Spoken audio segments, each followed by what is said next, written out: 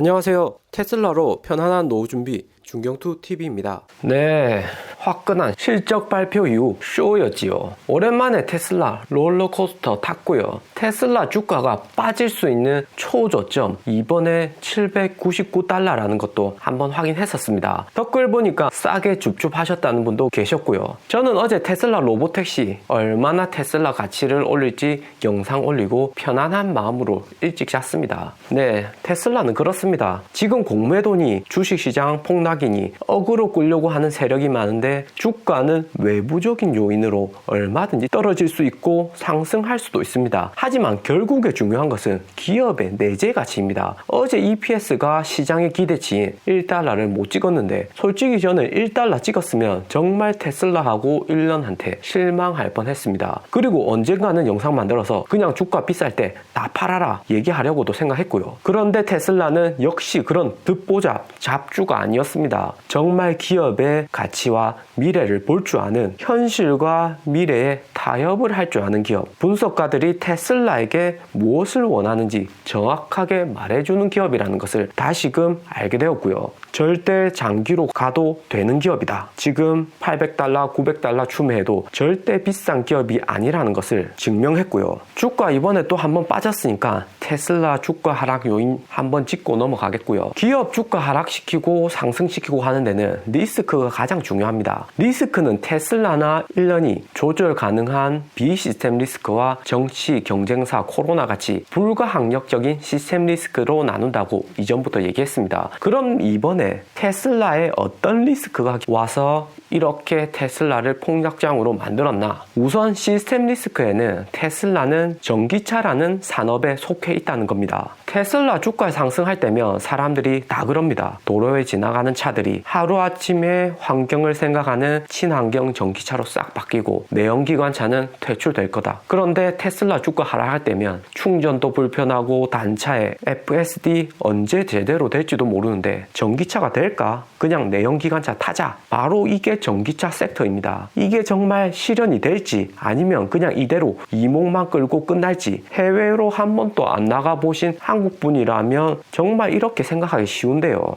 해외에서는 전기차나 전기 오토바이 정말 대중화되어 있죠. 하지만 현대차 내년에 망할까? 이런 이야기를 하면 100% 누구도 망하진 않아. 1도 의심하지 않습니다. 하지만 전기차 섹터는 조금 다르죠. 이제 시작하는 단계이니까요. 지금은 테슬라가 차량을 많이 팔기 시작하면서 갈수록 이런 전기차 섹터에 대한 의심과 리스크는 작아지지만 작년 초만 해도 의구심이 많았던 분야입니다. 비시스템 리스크에서 제가 가장 크게 보는 게 판매량 실적이라고 이전부터 얘기했고요. EPS가 시장의 기대치를 못 채우면서 겁먹은 투자자들, 테슬라에 대한 믿음이 약한 투자자, 테슬라에 대한 공부가 부족한 투자자들은 다 발을 뺐습니다. 때문에 이번에 쭉정이들 시원하게 골라내고 테슬라의 고정자금층이 훨씬 더 공고해졌고요. 애플을 보면 발전해온 시간이나 수익이 테슬라보다 훨씬 더 크고 오랜 기간 신뢰를 기반으로 하고 있기 때문에 고정 투자자층이 테슬라보다 훨씬 두텁지요. 하지만 테슬라나 니오 같이 신성장 산업은 항상 단기 차익을 노리고 차트만 보고 투자하는 단타 투자자들이 존재합니다. 신생기업일수록 변동성이 크고 단타 투자자들이 단기에 투자자들 심리 이용해서 돈 빼먹기 가장 좋지요. 테슬라는 이런 고정 자금층이 이번같이 급락장, 급등장 겪으면서 갈수록 두터워지는 거고요.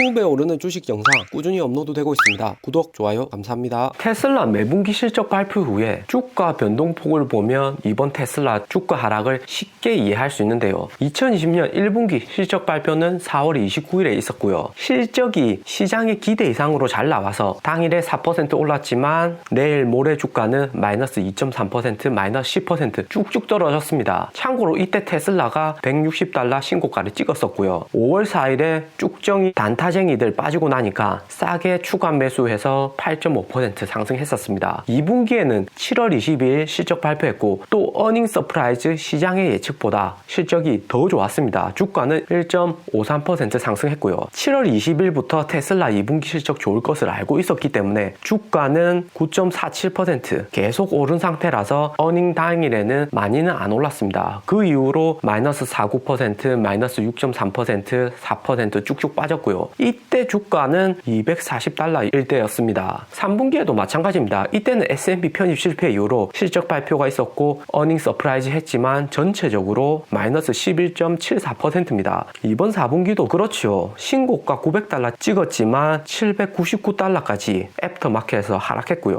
이번에는 오히려 실적이 시장의 예측치보다 훨씬 낮게 나왔고요. 이게 바로 전기차 섹터이고 테슬라 주식입니다. 매분기 실적 발표 이후 주가 변동성은 컸지만 결국에는 테슬라 주식은 꾸준히 상승해 왔고요. 테슬라가 이번에 EPS가 정말 $1 이상 1년이 충분히 만들 수 있었습니다. 하지만 테슬라 주가가 너무 과열되어 있다는 판단에서 내부적으로 조절했을 거라는 일련의 빅피처가 있었다고 생각되고요. 이번 4분기 테슬라 파이낸셜 서머리를 보면 쉽게 테슬라가 이번에 고평가된 주식시장에서 과열을 막으려고 어느 정도 조절했다는 것을 알 수가 있는데요. 한 줄 한 줄 자세히 보면요. 먼저 자동차 수익은 9.3 빌리언이었고요. 동기 대비 46% 증가했고 판매량이 급격히 늘어난 것을 알 수가 있습니다. 그 다음 크레딧, 미국 정부에서 친환경차 판매하면 주는 크레딧으로 0.4 빌리언 벌었고요. 크레딧 수익은 작년 대비 2배나 늘었습니다. 이번에 바이든이 크레딧 정책을 확장할 수 있다고 언급하면서 2021년에도 테슬라 크레딧 수익은 0.4 빌리언 정도 유지할 듯 합니다. 그 다음이 테슬라에게 부정적인 것이 자동차 마진이 4분기 24%로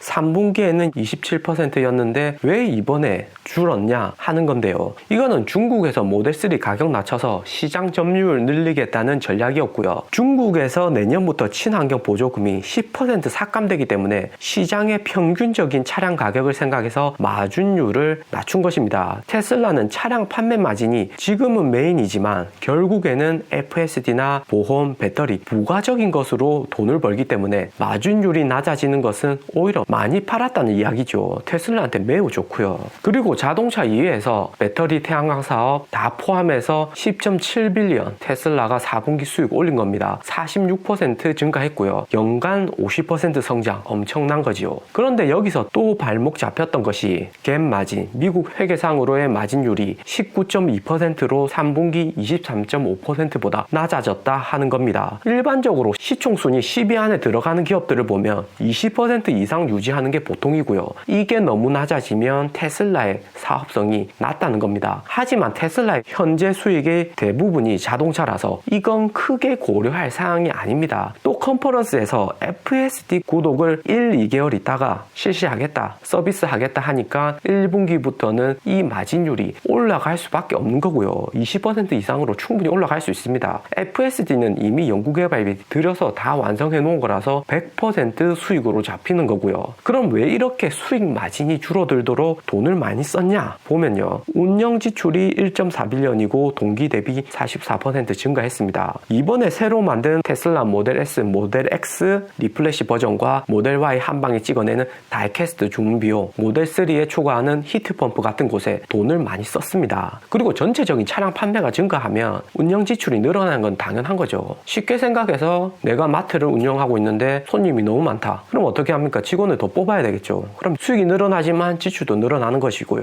테슬라는 아직도 신규 개발해야 할 분야가 많습니다. 연구개발 비용 지출이 있어야 혁신을 가져오는 겁니다. 테슬라 같은 혁신 기업이 사업을 하는데 비용이 늘어나는 것은 당연한 거고요. 자녀 용돈 주는 거랑 똑같습니다. 용돈으로 이번에 크게 100만 원 돌라고 해서 100만 원 줬는데 학원비 내고 책 사고 가방 사고 밥 사 먹고 하는 것은 당연한 거고요. 우리는 테슬라가 돈을 제대로 쓰고 있냐, 엉뚱한 데 쓰는 건 아닌가, 너무 불필요한 지출이 늘어나고 있는 것은 아닌가 꼭 체크해야 되는 겁니다. 또 이번에 테슬라의 비용은 이전처럼 은행 대출을 통해서 지출을 한 것이 아니라 스스로 번 수익에서 비용을 지출한 것이죠. 자녀한테 너 요즘 용돈 너무 많이 쓴다 이렇게 뭐라고 했는데 근래 들어서 용돈 돌라고 안 하니까 이상해서 알아봤더니 카드론해서 돈 쓰면 그게 더 큰 문제입니다. 그리고 EPS, 시장에서 $1 이상으로 주당 순이익을 원했고 월가도 $1 정도는 갈 거라고 했습니다. 하지만 전체적인 순이익이 낮아지고 이번에 유상증자까지 10달러까지 하면서 주식수도 늘어나면서 0.8달러밖에 되지 못했죠. 하지만 우리가 볼 것은 꾸준히 성장해 왔다는 점, 작년 대비 95% EPS가 증가했고 매분기 지속해서 성장하고 있다는 점이 가장 중요한 것입니다. 마지막으로 테슬라 현금이 지금 1.8빌리언을 보유하고 있고요.